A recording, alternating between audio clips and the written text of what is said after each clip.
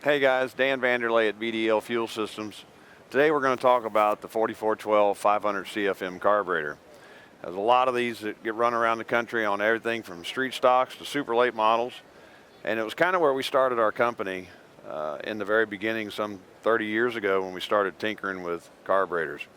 The 4412 is the basic list number from Holley for the 500 CFM.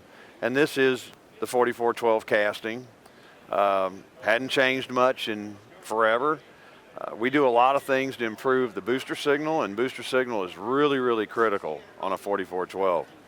It's also very application sensitive, and so that's why when you call and order your 4412, we ask certain specific questions about your application and your rules, track rules, so that we can build you the ultimate carburetor and you don't end up with just a stage 1, stage 2, or stage 3 and not less than, not all that you can possibly have. It's an inch and 3/8 Venturi, inch and 11/16 base plate size. Like I said, this is just your gauge legal carburetor here. So the next carburetor we're going to talk about is what Holley calls their HP 500. And the HP 500 is a little bit confusing because people think that it's a better flowing, better running carburetor, when actually the only difference between the 4412 and the HP, which is numbered actually 80583, it's the same exact casting. They just went inside here and put screw-in air bleeds in the top. So the high speed and the idle air bleeds are screw-in air bleeds.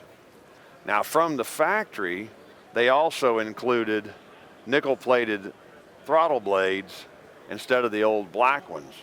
But since we build everything custom, we can do it any way you want it. But this carburetor is the exact same casting. It's the exact same bowl. It's the exact same base plate. All the dimensions are the same. It flows the same. Makes the same power. They did put a different metering block on it. They put an HP block on it. And to tell the truth, it took us a long time to get this block to perform as well as the old 4412 block. So if you have a choice, we still build the old 4412, but if your track insists on the HP, like some of the late model stock stuff was, we can build that and make it just as good. But if you're buying one or the other, they're basically identical. One just has screw-in bleeds, one is press-in bleeds. This right here is what we call our Outlaw. It's a 4412. This one in particular, we built with an 80583 screw-in air bleed body just because it looks a little sexier.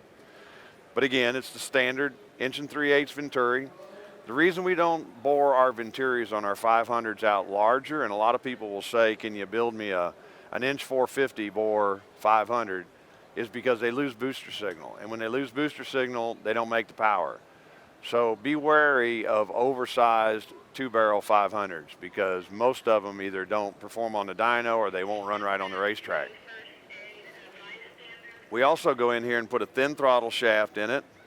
You can see it's machined on the bottom, makes it thinner for the air to get by. And this carburetor also has a stepped booster and bored out and stepped booster. You can see the step from the bottom a little bit clearer.